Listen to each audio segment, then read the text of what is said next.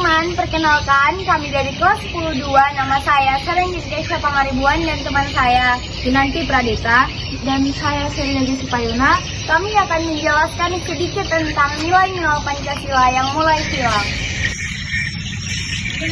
Generasi Z. Mungkin asing di telinga teman-teman, apa itu generasi Z? Generasi Z adalah generasi yang lahir pada kisaran tahun 1997 sampai 2009. Tentunya teman-teman yang menonton adalah sebagian besar adalah generasi Z. Oke, kita akan membahas lebih dalam apa itu generasi Z. Generasi Z lahir di era yang sangat pesat teknologinya, yang membuat generasi sangat tergantung pada teknologi dan membuat generasinya ingin sesuatu yang instan dan membuat mereka kurang fokus. Tantangan penerapan Pancasila di era reformasi yang pertama, pengaruh globalisasi yang mengaruhi nilai-nilai Pancasila yang mulai hilang, seperti masuknya kebudayaan lain dari luar, misalnya seperti westernisasi, masuknya budaya barat ke Indonesia, yang mengakibatkan pakaian-pakaian anak muda sekarang menjadi lebih terbuka dan mengikuti tren-tren di negara Amerika. Seperti itu contoh pertama. Lalu contoh kedua, menurunnya rasa persatuan dan kesatuan. Dari situ, seperti remaja-remaja sekarang lebih mementingkan dirinya sendiri dan mengorbankan orang lain. Lalu yang ketiga, kondisi masyarakat yang diwarnai dengan kebebasan, bebas berbicara, bebas berkomunikasi, dan bebas berapresiasi.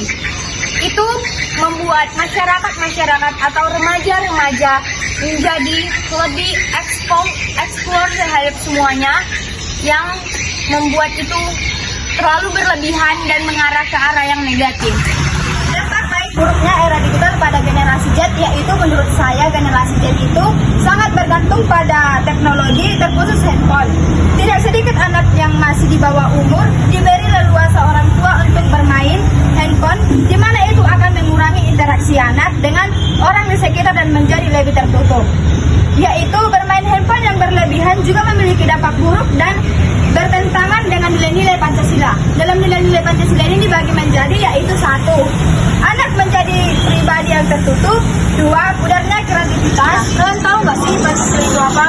Pancasila itu adalah pilar ideologis negara Indonesia. Nah guys, Pancasila menempati kedudukan yang paling tinggi sebagai sumber dan segala sumber hukum atau sebagai sumber hukum dasar nasional di dalam tata hukum di Indonesia.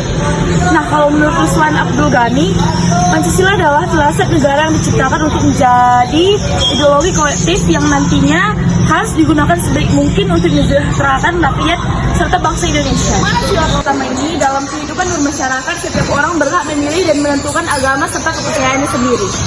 Nah, makna sila kedua adalah hubungan manusia satu dengan yang lainnya, perlu bersatu dan saling membantu sehingga menjadi kuat seperti rantai. Mana sila ketiga yang memiliki arti penting sebagai bangsa yang besar.